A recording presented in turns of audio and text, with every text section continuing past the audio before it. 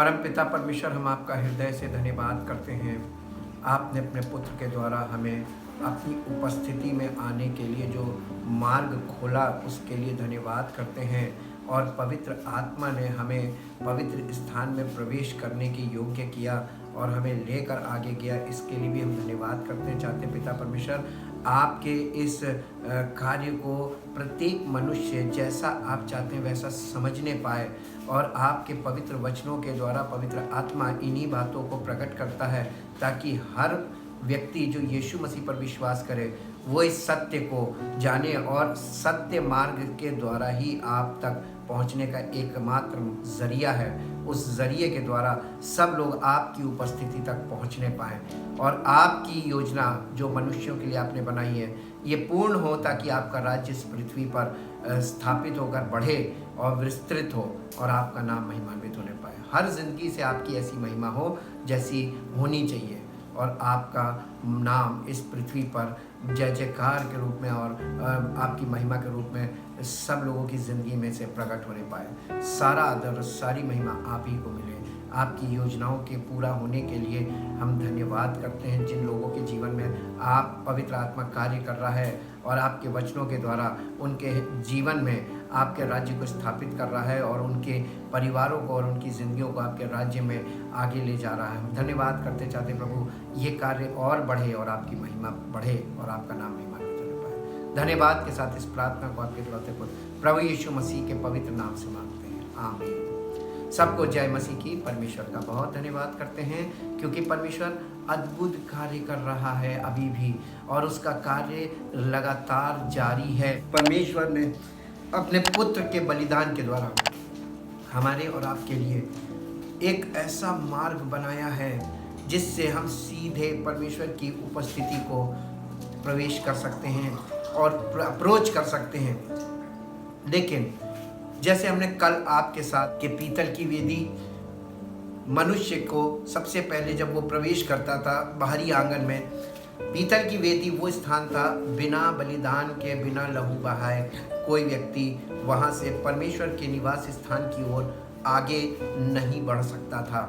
ये यीशु मसीह के उस बलिदान को प्रकट करने के लिए रखा गया था, जो यीशु मसीह ने आकर अपने बलिदान के द्वारा पूर्ण किया है, ताकि हम इस वेदी के आगे बढ़ सकें। आज हमारे लिए बलिदान नहीं, बल्कि वो एकमात्र बलिदान जो प्रभु यीशु मसीह ने दे दिया है, उस पर विश्वास करके हम आगे बढ़ते हैं। और आगे बढ़ते ही जो दूसरा पड़ाव था, दूसरी वेदी थी, वो थी पीतल की हौदी, जिसको बोलते हैं इंग्लिश में उसको बोलते हैं ब्रेजन लेवर। उसकी बनावट किस प्रकार की थी, आज हम इस विषय में थोड़ा सा मनन करेंगे। The next item of tabernacle furniture beyond the brazen altar was the laver, यानी पीतल की वेदी के बाद पीतल की हौदी ये एक प्रमुख पड़ाव था, जिसके बिना कोई परमेश्वर के निवास स्थान में प्रवेश नहीं कर सकता था। और ये वेदी सबसे ज़्यादा इम्पोर्टेंट उन लोगों के लिए थी जो लोगों के लिए बलिदान चढ़ाकर अंदर जाते थे उस लहू को लेकर परमेश्वर की उपस्थिति में। अब आप सोच सकते हैं कि अंदर जाने वाले लोग कौन थे उस ज़माने में। ये थे उस ज़माने के प्रीस्टहुड के लोग, यानी उस ज़माने के याजक और महायाजक। बिना इस वेदी के आगे नहीं जा सकते थे। वो इस पीतल की वेदी पर हमारे और आपके लिए जो अंदर नहीं जा सकते थे, उनके लिए बलिदान तो यहाँ चढ़ाते थे, लेकिन इनको अंदर जाने से पहले ये एक पड़ाव था जहाँ पर इनको इस पीतल की हौदी के बिना ये अंदर नहीं जा सकते थे। ये पीतल की हौदी किस चीज़ को प्रकट करती है, इसका उद्देश्य क्या था, हम आज इस विषय में ध्यान और मनन करेंगे। लेकिन हम इसकी बनावट के विषय में थोड़ा सा देखेंगे। It was in the outer court and the priest had to stop at it for cleansing before entering the holy place, यानी पवित्र स्थान में प्रवेश करने से पहले हर याजक को यहाँ पर रुकना पड़ता था और उस अपने शुद्धिकरण के लिए, अपने आप को शुद्ध करने के लिए इस वेदी पर आता था, क्योंकि बिना वो अपने आप को शुद्ध किए उसमें प्रवेश नहीं कर सकता था। अब आप सोचिए, जितनी बार वो बलिदान चढ़ाता था उतनी बार उसको यहाँ पर शुद्धिकरण की ज़रूरत पड़ती थी, और जितनी बार वो प्रवेश करना चाहता था उतनी बार उसको शुद्धिकरण की ज़रूरत पड़ती थी। इसलिए ये वेदी बहुत महत्वपूर्ण थी याजकों के लिए, सेवकों के लिए। ये सेवक इसके बिना अंदर नहीं जा सकते थे। God told Moses concerning the laver, thou shalt also make a laver of brass, यानी तुम पीतल की एक हौदी बनाना, और पीतल की हौदी, and his foot also of brass, और उसका जो पावा हो, नीचे का जो पायदान हो, यानी उसका स्टैंड, वो भी पीतल का हो, और to wash with all, and thou shalt put it between the tabernacle of the congregation and the altar, यानी जो पीतल की वेदी है उसके और जो मिलाप वाला तंबू का जो द्वार है, प्रवेश द्वार, उसके बीच में इसको रखना। इसका स्थान भी बहुत महत्वपूर्ण है। ये स्थान अपने आप में बहुत कुछ बताता है। और इसी के आगे उसने लिखा है कि and thou shalt put water therein, और उसमें पानी भर देना। ये दो भाग होता था। इसके नीचे जो पावदान था वहाँ पर भी एक ऐसा हौदी टाइप का होता था, उसमें भी पानी भरा होता था, और ऊपर भी हौदी टाइप का होता था, उसमें पानी भरा होता था। नीचे पैर धोने का पानी था और ऊपर हाथ धोने का पानी था, और ये दोनों पार्ट अलग अलग हुआ करते थे। और आगे इसमें लिखा हुआ है कि For Aaron and his sons shall wash their hands and their feet thereat, और यहाँ पर हारून और उसके पुत्र, यानी महायाजक हारून महायाजक और उसके पुत्र यहाँ पर अपने हाथ और पैर धोया करें, बिना इसके वो अंदर नहीं जा सकते थे। When they go into the tabernacle of the congregation, they shall wash with water that they die not, ताकि वो यहाँ से अपने आप को शुद्ध करके अंदर जाएं, ऐसा ना हो कि अंदर जाकर वो मर जाएं। ये इसका बनाने का मकसद था। और when they come near to the altar to minister, यानी जब वो पीतल की वेदी पर सेवकाई करने के लिए आए, to burn offering made by fire unto the Lord, और वहाँ पर वो चर्बी जलाया करते थे। बलिदान करने के बाद उसमें पीतल की जो वेदी थी उस पर उस बलि पशु की चर्बी जलाई जाती थी, और उसमें आग हर समय बनी रहती थी, उसमें आग बुझनी नहीं चाहिए थी। ये उसके लिए निर्देश था, और उसमें आग भरी रहती थी, यानी आग जलती रहती थी, और इस वेदी में हमेशा पानी भरा रहना चाहिए था। ये पानी से भरी रहती थी। आग परमेश्वर की यानी न्याय को दिखाता है, और पानी जो है वो परमेश्वर के वचन को दिखाता है। और ये दोनों चीज़ें ये दो वेदियों में हमेशा बनी रहनी चाहिए थी, इसीलिए इनको इस तरीके का बनाया गया था। They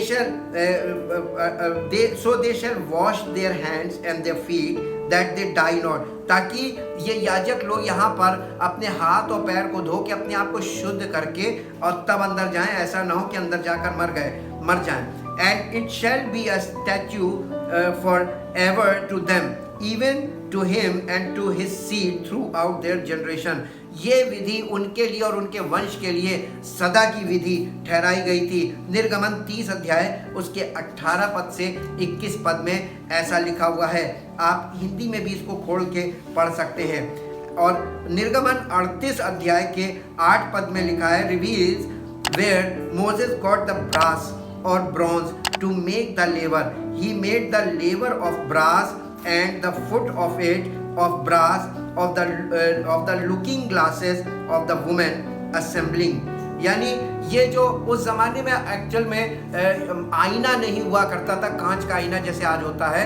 ये जो पीतल होता था, इस पीतल को दो चीज़ों को मिलाकर इसे तैयार किया जाता था, यानी तांबा और दूसरी धातु को मिला के, पीतल को मिला के इसको तैयार किया जाता था, और इसको इतना चमकाया जाता था ताकि ये आईने का काम करे, और इसीलिए इसको लुकिंग ग्लासेस बोलते थे उस जमाने में। Which assembled at the door of the tabernacle of the congregation. The looking glasses और mirrors of that day were not made of glass but of polished bronze. यानी ब्रॉन्ज का मतलब होता है एक तरीके का कांच से, जिसे कांच से पदक होता है, वो तांबा ही होता है। वो तांबा उसको खूब चमका दिया जाता था और उसी से पॉलिश कर दी जाती थी उस पर, और उसी में लोग अपना चेहरा देखते थे, आईना का काम करता था वो। And that is why Moses was able to use them in making the laver, और इसीलिए उसी धातु का इस्तेमाल इस हौदी को बनाने में किया गया था। The order of the furniture in the tabernacle presents a beautiful picture of the progress in salvation, यानी उद्धार के कार्य में प्रभु यीशु मसीह ने हमारे और आपके लिए जो बलिदान दिया है, वहाँ पर ये चीज़ आपको बहुत साफ साफ दिखाई देगी कि ये किस बात को दर्शाता था। वहाँ पे the brazen altar represent the cross of Christ where faith is expressed in a substitute, जहाँ पर हम विश्वास के द्वारा यीशु मसीह के उस बलिदान के द्वारा आगे बढ़ सकते हैं। आपने इसलिए अगर यीशु मसीह पर विश्वास कर लिया है, इतना ही काफ़ी नहीं, अभी आपको आगे जाना है दूसरे पड़ाव पे। और जो दूसरा पड़ाव आता था वो था लेवर यानी हौदी। This is where salvation had its starting place, और यही आप हमारे और आपके उद्धार के कार्य की शुरुआत होती है हौदी से, और ये हमको अंदर जाने के लिए तैयार करता है। This is the place where one obtains salvation through shed blood, यानी ये वो स्थान है जब आप यीशु मसीह के लहू के द्वारा उस पार चले गए, वेदी के इस पार से, पीतल की वेदी के इस पार से उस पार चले गए। अब आप हौदी के सामने पहुंच गए हैं, यानी अब आप अंदर जाने के लिए आपको ज़रूरत है इस वेदी की, जिसे हम पीतल की हौदी कहते हैं। इसके बिना आप आगे नहीं जा सकते। Which takes care of sin. Our justification is complete when we place our faith in Christ as our deliverer from sin. ये इस प्रकार, यानी जब हम विश्वास से यीशु मसीह के बलिदान पर कर लेते हैं तो ये हमारे धर्मी ठहरने की घोषणा हो जाती है, और हम यानी विश्वास से धर्मी घोषित किए जाते हैं। We were reconciled to God by the death of his son. रोमियो 5 अध्याय उसके 10 पद में लिखा हुआ है, यीशु मसीह के बलिदान के द्वारा हम उद्धार प्राप्त करते हैं।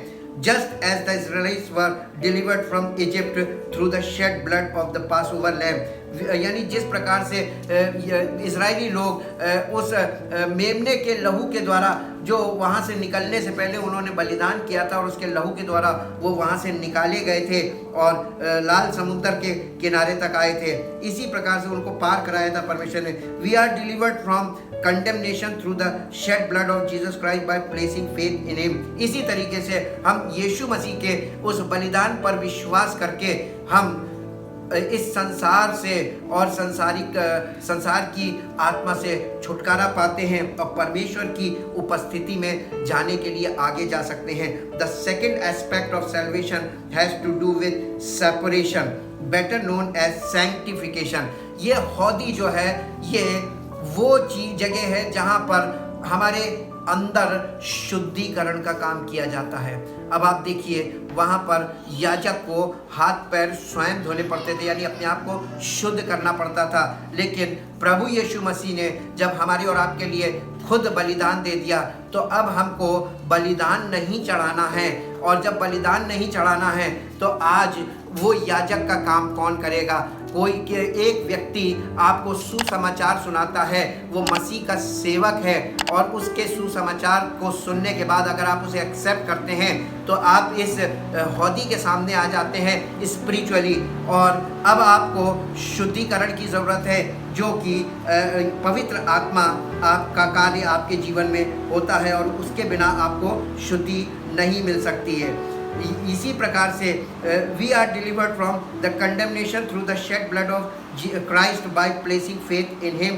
The second aspect of salvation has to do with separation, the better known as sanctification, यानी ये वो शुद्धिकरण है जो हमारे हृदय में और अंदर आत्मा में होना है। This aspect has to do with the believer's behaviour and the need to have a cleanse life, यानी ये हमारे चरित्र और व्यवहार से संबंधित कार्य है जो पवित्र आत्मा हमारे अंदर करता है और हमको शुद्ध करता है ताकि हमारा जीवन शुद्धता का जीवन हो। This is so beautifully typified by the लेबर, यही चीज़ वहाँ पर ये हौदी प्रस्तुत कर रही थी, which speaks of a washing by the word, यानी जो पानी भरा था वो परमेश्वर के वचन को दिखाता है।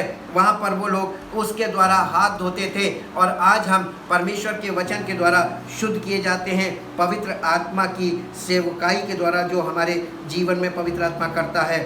इस प्रकार से Christ said, now ye are clean through the word which I have spoken unto you। यूहन्ना रचित सुसमाचार 15 अध्याय के 3 पद में यीशु मसीह कह रहे हैं कि अब तुम आप शुद्ध हो क्योंकि जो वचन मैंने तुमको दिया है उसके द्वारा तुम शुद्ध हो। ये वचन हमको शुद्ध करता है और उसने यूहन्ना 17 और उसके 17 पद में ऐसा बोला कि तेरा वचन सत्य है और सत्य के द्वारा उन्हें पवित्र कर। ये लेबर का काम है यहाँ पर जब पवित्र आत्मा हमारे अंदर करता है। The third aspect of salvation has to do with the time when we will be taken from this life to be with the Lord। और तीसरी बात यह है, महत्वपूर्ण है कि हम कितना समय परमेश्वर के वचन को देते हैं आज अपने जीवन में और कितना महत्व परमेश्वर के वचन को हम अपने जीवन में देते हैं। ये चीज़ काउंट होती है आपके उद्धार के लिए और आपके आगे जाने के लिए जब आप पवित्र स्थान में परमेश्वर की उपस्थिति में जा सकते हैं। This is often spoken of as our glorification, for at that time we will receive changed bodies as we enter his presence। पहला कुरिन्थियों 15 अध्याय उसके 51 पद से 53 पद तक जहाँ पे लिखा हुआ है कि जब हम पवित्र आत्मा हमको परमेश्वर की उपस्थिति में यानी होली ऑफ होलीज में ले जाता है।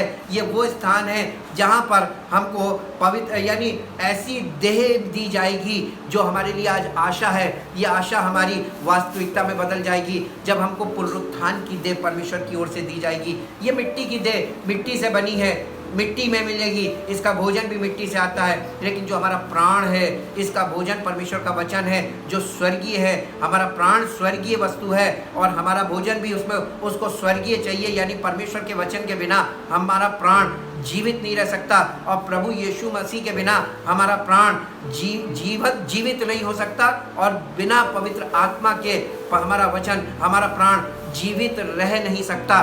पवित्र आत्मा हमारे प्राणों का जीवन है और पवित्र आत्मा हमारे प्राणों को लेकर जब परम पवित्र स्थान पर ले जाता है वहाँ पर हमको एक नई दे दी जाएगी। यही तो हमारे सामने एक आशा है।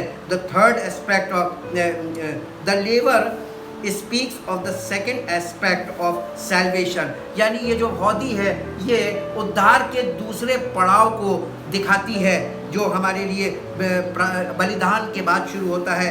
दैट इज आवर सेपरेशन और sanctification. It does not relate to deliverance from condemnation that was taken care of at the brazen altar. ये जो हौदी है ये हौदी वो काम नहीं करती यानी हमारे पापों से हमको छुटकारा नहीं देती है, वो तो यीशु मसीह के बलिदान के द्वारा हमें मिल गया।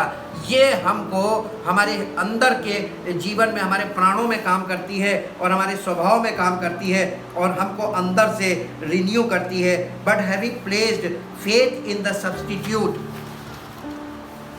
salvation, the believer needs to experience cleansing in his daily walk, यानी एक विश्वासी को प्रतिदिन के जीवन में शुद्धता की ज़रूरत है जो पवित्र आत्मा हमारे जीवन में प्रतिदिन हमको देता है परमेश्वर के वचन के द्वारा। The New Testament reveals that every believer needs to go on to maturity, यानी नया नियम इस बात को चाहता है कि हर विश्वासी मेच्योरिटी की तरफ बढ़े, वयस्क हो, अंडरस्टैंडिंग में और स्पिरिचुअली मेच्योर हो ताकि वो इन बातों को समझकर आगे जाए। The writer of Hebrew urge therefore leaving the principle of the doctrine of Christ, let us go on unto perfection, यानी maturity। perfection का मतलब maturity से है। यानी परिपक्वता की ओर हमको आगे जाना चाहिए आत्मिक तौर पर। हर व्यक्ति को जो अपने आप जो प्रभु यीशु मसीह पर विश्वास कर चुका है उसको केवल यानी विश्वास नहीं करना है बल्कि परिपक्वता में आत्मिक परिपक्वता में आगे जाना है और पवित्र आत्मा के बिना ये संभव नहीं है। इब्रानियों की पत्री 6 अध्याय का पहला पद यही कहता है, there is much involve in maturity but no believer can go on to maturity unless he stops at the level for cleansing. यानी बिना हौदी पर जाकर आपको रुकना होगा, क्योंकि बिना इसके आप बिना पवित्र हुए आप अंदर नहीं जा सकते। इसलिए आज बहुत से लोग ज़्यादा लोग विश्वास तो करते हैं लेकिन सैंक्टिफिकेशन वाली सेवकाई उनके जीवन में अगर पवित्र आत्मा के द्वारा नहीं हुई है तो आज बहुत से लोग अंदर नहीं जा पा रहे हैं, यानी पवित्र स्थान में प्रवेश का अनुभव उनके पास नहीं है। The New Testament reveals every believer needs to go on to maturity। यानी इसीलिए नया नियम हर व्यक्ति को आत्मिक तौर से परिपक्व होकर आगे जाने के लिए उसको परमेश्वर इस बात की एक्सपेक्ट कर रहा है, ऐसा चाह रहा है कि हर व्यक्ति आगे जाए। और इसीलिए जो लेबर का जो पर्पस था वो यही था कि ये लेबर, अगर सिंपल भाषा में आपसे बताएं तो ये लेबर पवित्र आत्मा की वो सेवकाई है जो यीशु मसीह पर विश्वास करने के बाद, जस्टिफिकेशन के बाद सैंक्टिफिकेशन का कार्य यानी शुद्धिकरण का काम पवित्र आत्मा का जो हमारे जीवन में होता है, ये वही हौदी को दिखाता है या हौदी इसी बात को दिखाती है।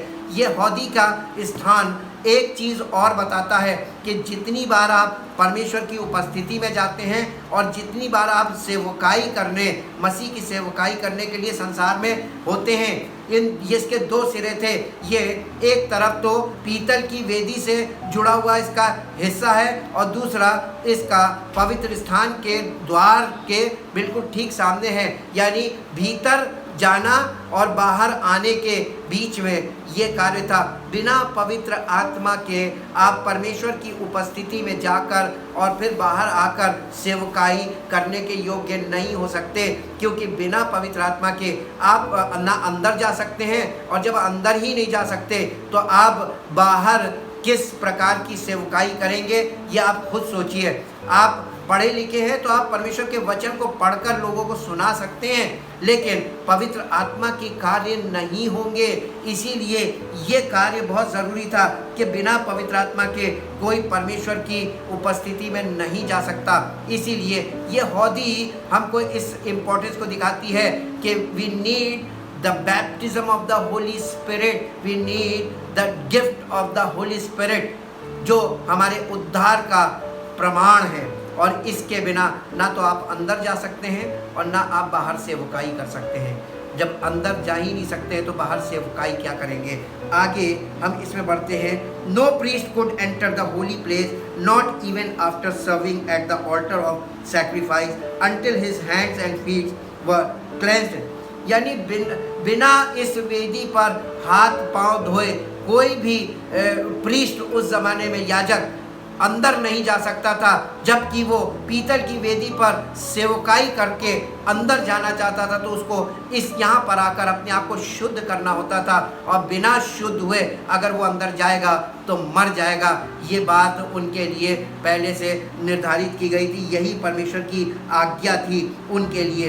If a priest endeavored to do so he would die. अगर प्रीस्ट ऐसा नहीं करता था तो वो मर जाता था, वो मर जाएगा। इसलिए परमेश्वर ने आज्ञा दी थी कि ऐसा मत करना। इसीलिए सो द लेबर was provided so that he would not be struck dead by God. यानी ऐसा ना हो कि वो परमेश्वर के कारण अंदर जाकर मर जाए, इसलिए परमेश्वर ने उनको बाहर एक वेदी दी थी, और ये याजकों के लिए थी वो वेदी जिसके बिना ये अंदर जा नहीं सकते थे। और जब अंदर जाते थे तो शुद्ध होके जाते थे और बाहर आते थे तो इसी की शुद्धि के द्वारा ये आगे पीतल की वेदी पर सेवकाई करते थे।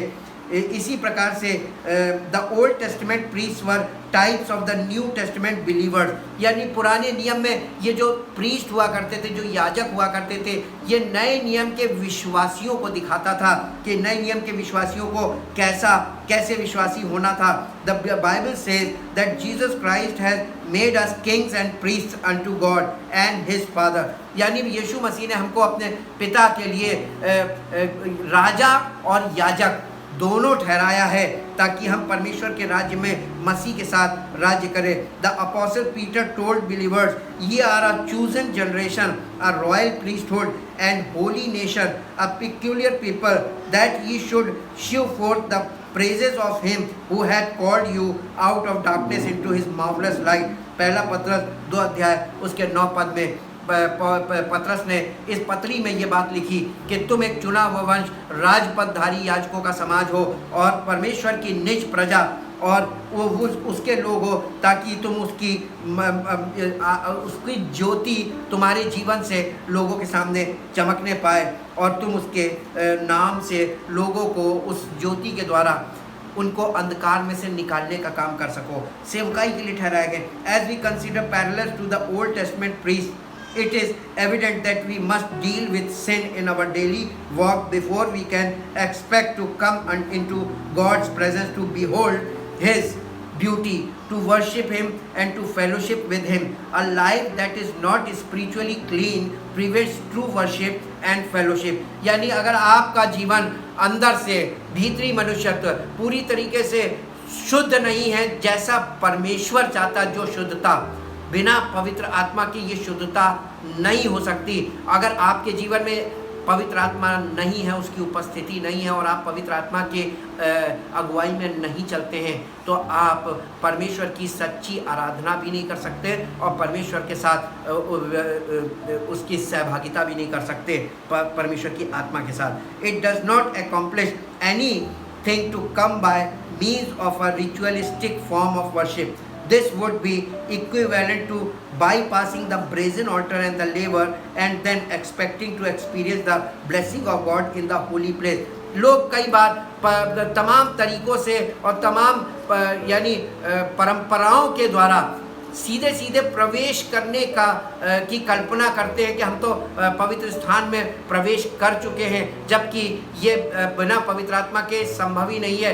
आपके जीवन में अगर पवित्र आत्मा नहीं है, प्रमाणित हो जाता है कि आपने अभी प्रवेश नहीं पाया, आप अपने आप को शायद धोखा दे रहे हैं। द सामिस्ट आस्क्ड, यानी भजन का लिखने वाला कह रहा है, who shell ascend into the hill of the Lord, कौन परमेश्वर के पर्वत पर चढ़ सकता है, और who shell stand in his holy place, कौन उसके पवित्र स्थान में खड़ा हो सकता है। ये भजन संहिता 24 अध्याय उसके 3 पद में ये सवाल है। In the following words the psalmist answered his own question, और उसने भजन लिखने वाले ने खुद ही सवाल किया और उसका जवाब भी उसने खुद दिया।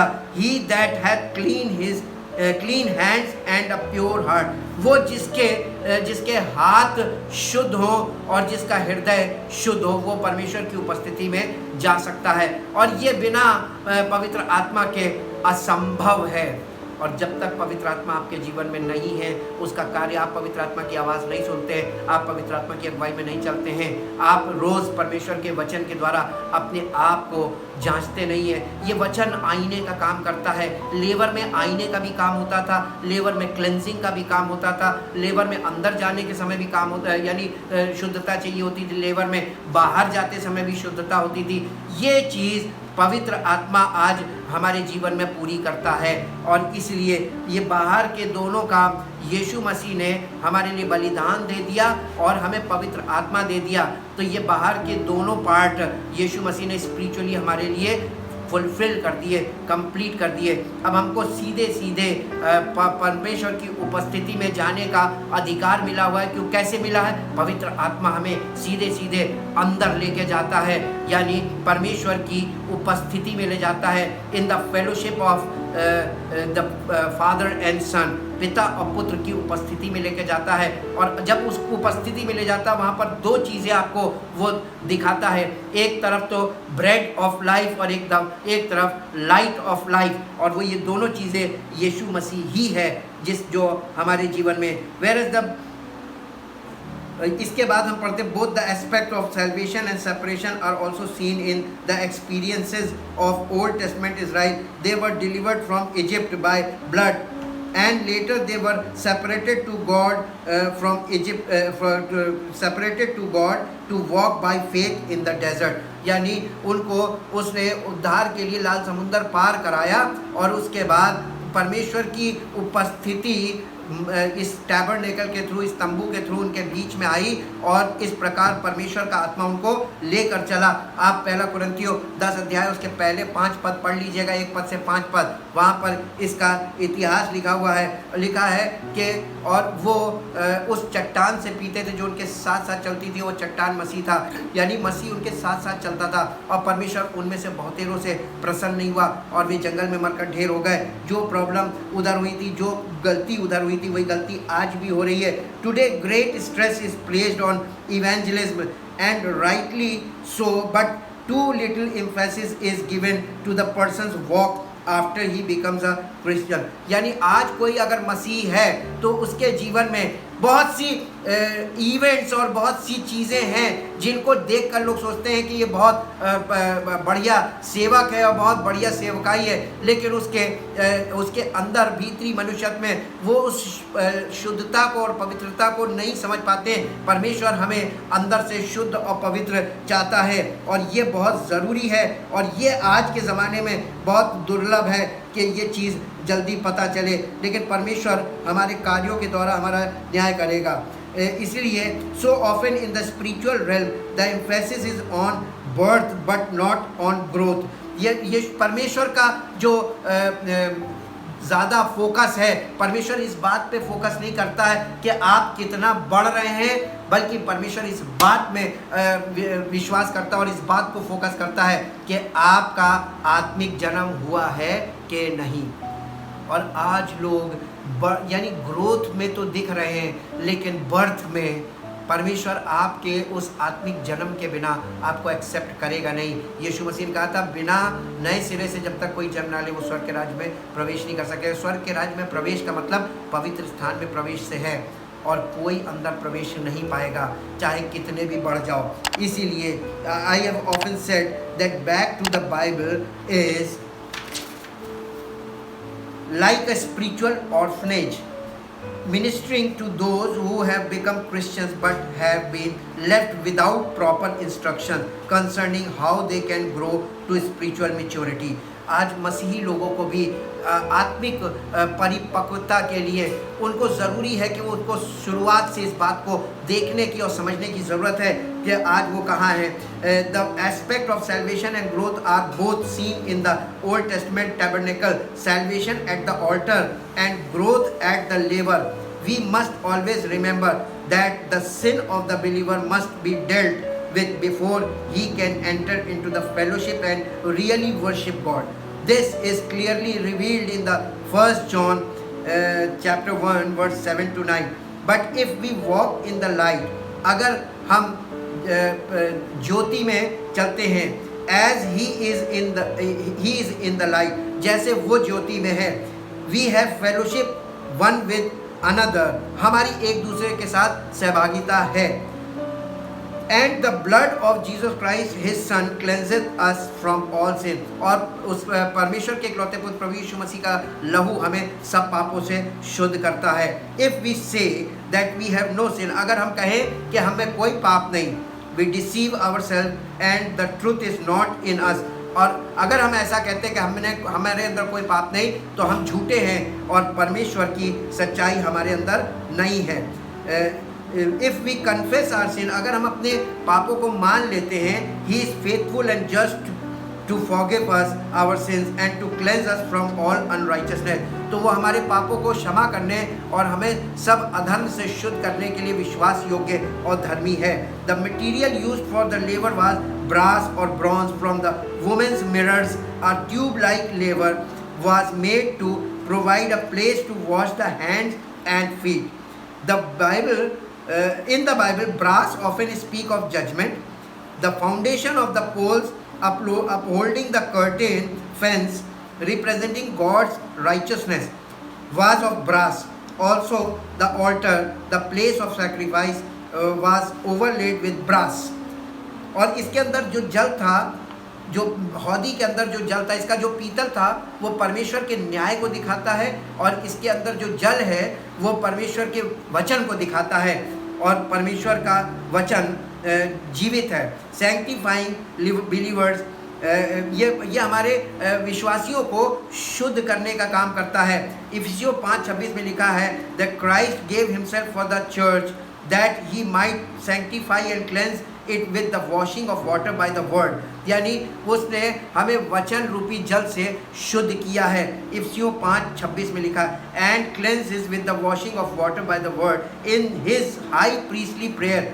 और उसने जब महायाजकी प्रार्थना यीशु मसीह ने की थी, यूहन्ना रचित सुसमाचार उसके 17 अध्याय के 17 पद में, वहाँ पर भी लिखा हुआ है कि sanctify them through thy truth, thy word is truth. वचन के द्वारा इन्हें शुद्ध कर, और तेरा वचन सत्य है। At the laver then the sins committed after regeneration by the believer are taken care of. It has to do with the defilement of the penalty of sin has been paid. The penalty was taken care of at altar. The cleansing is taken care of at the laver.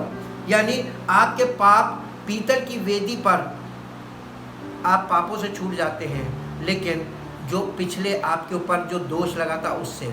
लेकिन अभी जो आपके जीवन में प्रतिदिन वाले जो हैं, जो बार बार आते हैं, विचारों के द्वारा आते हैं, आप जो कुछ करते हैं आपके व्यवहार के द्वारा आते हैं, आपके स्वभाव के द्वारा जो पाप आपके अंदर आते हैं, इनसे प्रतिदिन की शुद्धि की ज़रूरत है, और ये बिना पवित्र आत्मा के ये शुद्धि नहीं हो सकती। इसलिए जब जब हम परमेश्वर की उपस्थिति में जाते हैं, जब तक पवित्र आत्मा हमारे अंदर ना हो और हम पवित्र आत्मा की अगुवाई में जी ना रहे हो और उसके अनुसार चल नहीं रहे, तो हम परमेश्वर की उपस्थिति में कभी भी याव के साथ नहीं जा सकते हैं, और हमारे अंदर दोष काम करेगा, हमारे विवेक में हमेशा दोष काम करेगा। So also our constant contact with the world demands a daily washing by the world. यानी जब हमारा देह जो है वो संसार में है और हमारा प्राण इस देह में है, तो हम संसार के संपर्क में हैं, तो हम प्रतिदिन हम अशुद्ध होते रहते हैं, और हमें प्रतिदिन शुद्धि की ज़रूरत है। परमेश्वर के वचन के द्वारा हमें रोज़ धुलने की ज़रूरत है, रोज़ शुद्ध होने की ज़रूरत है। इसीलिए we need to read it, study it and meditate on it so it will reveal our defilement। अगर हम इसको रोज़ पढ़ते हैं, स्टडी करते हैं, इसको मेडिटेट करते हैं, मनन करते हैं, इस पे ध्यान लगाते हैं और इसका अध्ययन करते हैं, तो ये वचन हमारे सब अशुद्धि को जो हमारे अंदर, हमारे विचारों में, हमारे व्यवहार में, हमारे स्वभाव में, उसे ये प्रकट करती है, हमें दिखाती है और शुद्ध करती है। Then we can confess our sins and be cleansed from it. और जब ये हमें प्रकट करती है, आईने की तरह हमें दिखाती है, तो हमें उन चीज़ों को कन्फेस करना है, यानी उसका अंगीकार करना है, ताकि हम उससे छूट सकें। और इसके बाद पवित्र आत्मा प्रतिदिन हमारे जीवन में यही कार्य करना मांगता है, और इसी के चीज़ को ये वेदी दिखाती है। मैं आपके बीच में इस वेदी का कार्य जो पवित्र आत्मा आज करता है उसके विषय में 3 बात बताऊंगा। Work of the Holy Spirit in 3 ways. 3 प्रकार से पवित्र आत्मा हमारे जीवन में कार्य करता है। जब हमने विश्वास कर लिया कि प्रभु यीशु मसीह हमारे पापों के लिए मारा गया, वो हमारे पाप थे जो उसने उठाए, और वो मृत्यु हमारी थी जिसके लिए वो मरा, हमारे एवज में सब्स्टिट्यूट। तो वो जीवन जो वो परमेश्वर हमें देना मांगता है, वो हमें माफ़ी देता है। माफ़ी का मतलब हमें जीवन में एक मौका दिया है कि ठीक है, तुम अब आगे बढ़ो, परमेश्वर की उपस्थिति में जाओ। और जब हम जैसे ही माफ़ी पाते हैं, दूसरा पड़ाव लेवर का है, यानी पवित्र आत्मा। परमेश्वर की ओर से हमें तुरंत गिफ्ट दिया जाता है पवित्र आत्मा। पवित्र आत्मा हमारे जीवन में 3 प्रकार से काम करता है। यहाँ पर लिखा हुआ, मैंने इसकी लिस्ट बना ली है, work of the Holy Spirit in 3 ways. 3 प्रकार से पवित्र आत्मा हमारे जीवन में काम करता है। He work with the sinner as, ये पापी के साथ काम करता है। पापी के साथ कैसे काम करता है? जैसे एक याजक वहाँ पे करता था। वहाँ पर याजक क्या करता था? एक पापी के लिए बलिदान चढ़ाता था, जानवर बलिदान करता था और उस पापी के लिए अपने आप को शुद्ध करता था और शुद्ध करके उसके एवज में वो उसके लिए भेंट लेकर अंदर जाता था, लहू लेकर अंदर जाता था ताकि उसको क्षमा मिल जाए। ये काम एवजी में होता था और ये एवजी जो वहाँ पर प्रीस्ट करते थे, इस काम को अब पवित्र आत्मा हमारे लिए करता है। पवित्र आत्मा हमारे लिए एक पापी से डील करता है, उससे बात करता है और उसको प्रभु यीशु मसीह का सुसमाचार के द्वारा उसको चाहता है कि वो विश्वास कर ले। और जब वो विश्वास कर लेता है तो यीशु मसीह से उसको जैसी ही क्षमा मिलती है, पवित्र आत्मा उसको टेक ओवर करके और उसके लिए दूसरा काम करता है, his work for the Sinner. और पहले वो सिनर के साथ काम करता है, he work with the Sinner, वो सिनर के लिए बलिदान चढ़ा रहा होता है। फिर उसके बाद his work for the Sinner, अब वो उस पापी के लिए कार्य कर रहा है, अंदर जा रहा है उस पापी के लिए, उसको माफ़ी दिलाने के लिए अंदर जा रहा है। वैसे ही पवित्र आत्मा हमारे अंदर आता है और हमको पाप से छुड़ाने के लिए वो हमारे अंदर आ जाता है और हमको पाप के लिए पाप का बोध कराता है कि यीशु मसीह ने तुम्हें इस चीज़ के लिए प्राण दिया है, तुम्हें ये नहीं करना है। वो हमें इस चीज़ के लिए जागृत रखता भी है और जागृत करता भी है। और तीसरा है his work in the believer, और वो हमारे अंदर जब आ जाता है, जब हम शुद्ध हो जाते हैं, हमें शुद्ध करता है और हमारे अंदर आकर हमें विश्वासी बनाए रखने के लिए काम करता है और हमें स्पिरिचुअल मैच्योरिटी में आगे लेके जाता ताकि हम परमेश्वर की उपस्थिति में प्रवेश करें और ग्लोरिफिकेशन स्टेज तक वो हमको ले जाना चाहता है। Now we can't enter into the presence of God to receive light and bread. अगर पवित्र आत्मा हमारे जीवन में आकर सेवकाई ना करे, हमको अंदर से शुद्ध ना करे, हमें अंदर जाने लायक ना बनाए और हमें अंदर ले जाकर उसमें फेलोशिप हम नहीं कर सकते, यानी रोटी में और रोशनी में, यानी जीवन की रोटी और जीवन की ज्योति में हम उसके यानी उसके पार्टेकर नहीं बन सकते, हम उसके सहभागी नहीं बन सकते। पवित्र आत्मा ही हमको इस योग्य करता है और ताकि हम एक बार नहीं, हम वहाँ भी जाएं और बाहर जाकर लोगों को गवाही दें, हमारा जीवन लोगों के बीच में परमेश्वर की महिमा का कारण बने और हम बार बार परमेश्वर की उपस्थिति में भी जाएं और बाहर, यानी यीशु मसीह ने कहा था जो कोई मुझ पर विश्वास करेगा वो भीतर बाहर आया जाया करेगा, जीवन की ज्योति पाएगा, जीवन की रोटी पाएगा, भीतर बाहर आया जाया करेगा। ये लेबर भीतर बाहर आने जाने के लिए रिस्ट्रिक्शन था, लेकिन पवित्र आत्मा आज वही रिस्ट्रिक्शन पवित्र आत्मा है। बिना पवित्र आत्मा के, शुद्ध के, यानी सैंक्टिफिकेशन के बिना कोई आगे नहीं जा सकता। पवित्र आत्मा आपको सैंक्टिफाई भी करता है और ग्लोरिफिकेशन स्टेज में ले जाना चाहता है और आपको सैंक्टिफाई करने के बाद पवित्र स्थान में ले जाता है और फिर उसके बाद आपको बाहर भी लाता है ताकि आपका जीवन बहुत से लोगों के लिए आशीष का जरिया बने और आपकी गवाही से बहुत से लोग विश्वास करें ताकि उनको भी यही अनुभव मिलने पाए। आज परमेश्वर आपका पवित्र आत्मा आपसे बात कर रहा है परमेश्वर के वचन के द्वारा। क्या आप परमेश्वर की इस कार्य के लिए अपने आप को समर्पित करना चाहते हैं?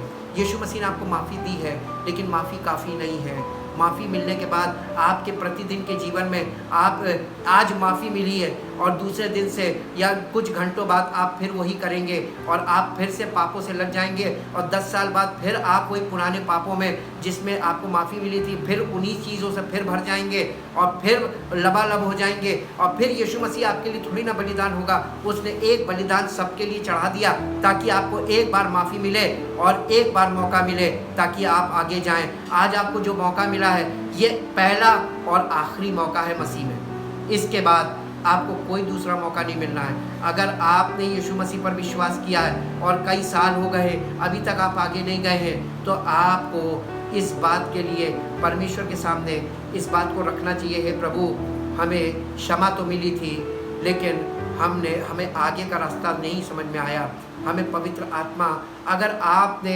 वास्तविक हृदय परिवर्तन हुआ है, अगर आपने वास्तविक रूप से यीशु मसीह पर भरोसा किया है कि वो हमारा उद्धार करता है, उसको अपना यानी पर व्यक्तिगत उद्धारकर्ता स्वीकार किया है, आपने उसके सुसमाचार पर पूरी तरीके से भरोसा किया है, तो निश्चय जानिए कि पवित्र आत्मा आपको आगे ले जाना चाहता है।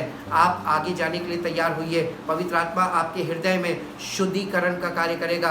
और आपने गलती क्या की? आपने वचन का अध्ययन नहीं किया, आपने वचन में मन नहीं लगाया, आपने वचन के लिए समय नहीं निकाला, आप अपने सब कामों को करते रहे, लेकिन आपने एक ही चीज़ को किनारे किया, आप उस माफ़ी को भूल गए जो परमेश्वर के इकलौते पुत्र के बलिदान के द्वारा आपको मिली। क्या आपको परमेश्वर में भी मन लगाना था, आपको परमेश्वर को समय देना था, आपने वो नहीं किया। आज आप इस गलती को एक्सेप्ट कीजिए और परमेश्वर की ओर से आपको क्षमा मिलेगी और पवित्र आत्मा आपके जीवन में फिर से आपको रिन्यू करने के लिए काम करेगा ताकि आप आगे जाएं। ये प्रतिदिन का कार्य है हमारे और आपके जीवन में।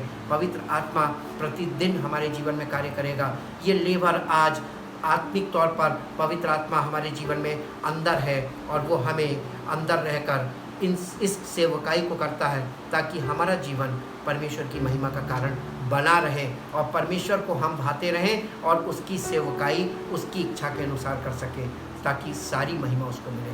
परमपिता परमेश्वर, हम आपका हृदय से धन्यवाद करते हैं इस हौदी के लिए जिसने इस संदेश को उस ज़माने में, सुसमाचार के संदेश को उस ज़माने के लोगों को देता रहा और आज इससे हमें बहुत सी गूढ़ बातें पता चलती है ताकि नए नियम में हमको ये बात स्पष्ट हो कि पवित्र आत्मा हमारे जीवन में क्या महत्व रखता है और उसके बिना हमारा आगे हम जा ही नहीं सकते। सारी महिमा आपको देते हैं। इस स्पष्टता के लिए पवित्र आत्मा का और पवित्र वचनों के लिए आपका धन्यवाद करते हैं।